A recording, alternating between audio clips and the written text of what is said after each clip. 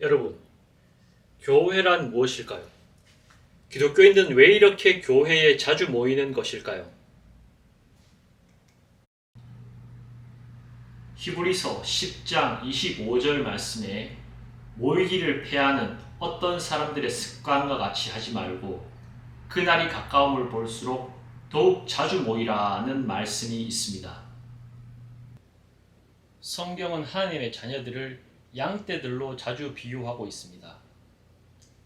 전 시간에 우리는 양떼들이 자신들의 목자들의 음성을 정확하게 구분해내고 그 목자들을 따라다니는 습성이 있다는 말씀에 대해서 전해드렸습니다.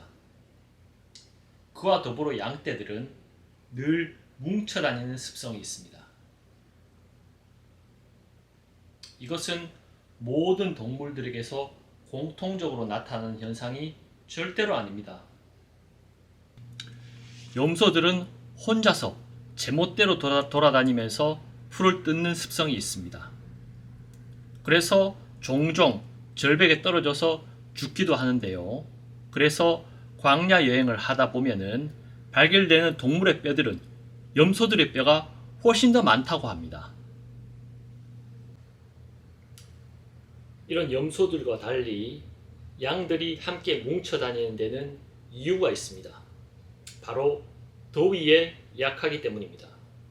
아니, 더위에 약하면은 훨씬 더 떨어져 다녀야 되는 거 아닌가요? 라고 질문할 수가 있는데, 중동의 더위는 굉장히 건조한 더위이기 때문에 그늘만 찾으면 굉장히 시원하다고 합니다. 그래서 양들은 다른 양들의 그늘에 자신의 머리를 집어넣음으로써 그 더위를 피하는 것입니다. 반면에 조금 전에 말씀드렸던 염소는 더위에 굉장히 강한 동물이라고 합니다. 그래서 자신이 원하는 곳이면 어디든지 돌아다니면서 풀을 뜯다가 광야에서 사망하는 경우가 많은 것이죠. 반대로 양떼들은 더위에 약하기 때문에 늘 함께 무리지어서 상대방 양들의 그늘에 자신의 머리를 넣음으로써 그 더위를 피해야만 광야의 그 더위에서 살아남을 수 있는 것입니다. 이렇게 때로는 우리의 연약함이, 우리의 약점이 우리를 살게 하는 요인이 되기도 한다는 것입니다.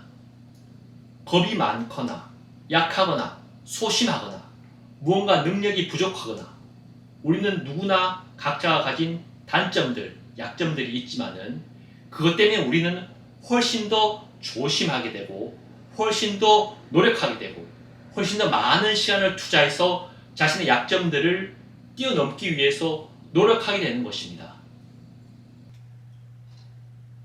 현대 기독교인들이 세상 사람들로부터 얼마나 많이 존경받고 있는가 하는 문제에 대해서 많은 반성이 필요하다고 생각합니다. 저 또한 그 부분에 대해서 많이 반성하고 있고, 실제로 많은 기독교인들도 세상 사람들로부터 우리가 지금은 별로 존경받지 못하고 있다는 사실에 대해서 잘 알고 있고 나아지려고 노력하고 있는 것도 사실입니다.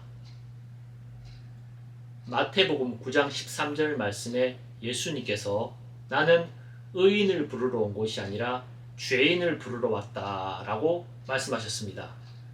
살아있는 성자라고 불리는 선다싱이라는 사람이 있습니다. 어느 날 이 선다싱이 친구와 함께 눈 덮인 산을 넘고 있는데 산을 어느 정도 넘어가다가 싸늘하게 죽어가는 시신을 발견하게 됩니다.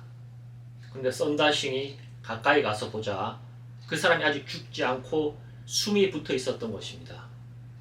선다싱은 함께 가는 친구에게 우리 같이 힘을 합해서 이 사람을 등에 업고 이 산을 넘자라고 말했고, 함께 가던 친구는 아니다, 지금 우리가 이렇게 우리 빈몸으로 산을 넘어도 산을 넘을 수 있을지 없을지 장담할 수 없는데 이 사람을 어떻게 업고 넘어가냐 라고 말하면서 혼자 먼저 가버렸습니다. 선다싱은 할 수 없이 혼자서 그 죽어가는 사람을 등에 업고 산을 넘기 시작했습니다.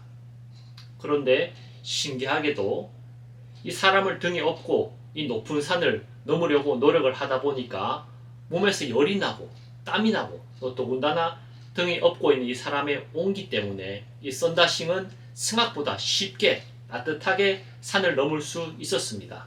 그런데 산을 다 넘어가다가 또 다른 시체를 발견하게 되는데 그 시체는 바로 혼자서 살겠다고 먼저 갔던 그 친구였던 것입니다.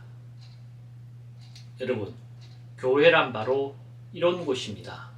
원래 죄인이었던 사람들이 모여서 서로가 서로를 도와주면서 그 에너지로 나도 살고 너도 사는 것이고, 양들이 서로의 그늘에 자신의 머리를 집어넣어서 더위를 피하면서 함께 살아남는 그런 공동체인 것입니다. 여러분, 가까운 교회에 등록하셔서 예수님의 양떼로 신앙생활을 시작하십시오. 그것이 바로 우리가 함께 사는 길입니다.